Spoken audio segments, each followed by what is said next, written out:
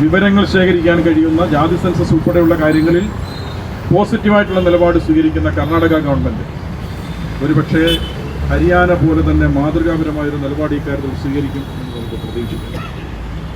നിലവിൽ വിധി വന്നതിന് ശേഷം ഓഗസ്റ്റ് മാസം 1 വിധി വന്നതിന് ശേഷം കേരളത്തിലെ ഗവൺമെൻറ് ഇതുമായി ബന്ധപ്പെട്ട് ഒരു പ്രതികരണവും നടത്തിയില്ല. നമുക്കറിയാം, ഇപ്പോൾ ഉപതെരഞ്ഞെടുപ്പുകൾ കഴിഞ്ഞു. ആ ഉപതെരഞ്ഞെടുപ്പിൻ്റെ വേളകളിലെല്ലാം നമ്മൾ ഉപതെരഞ്ഞെടുപ്പ് ഘട്ടത്തിൽ പോലും ഉപതെരഞ്ഞെടുപ്പ് നടക്കുന്ന പ്രദേശങ്ങളിൽ പോലും ഈ സമര സന്ദേശം ഉയർത്തുന്നതിന് വേണ്ടിയിട്ടുള്ള വലിയ സംഗമങ്ങൾ സംഘടിപ്പിച്ചു.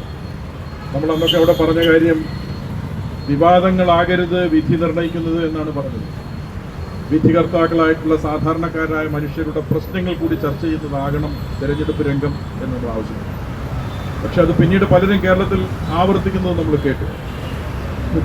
നിർഭാഗ്യം എന്ന് പറയട്ടെ, ഓഗസ്റ്റ്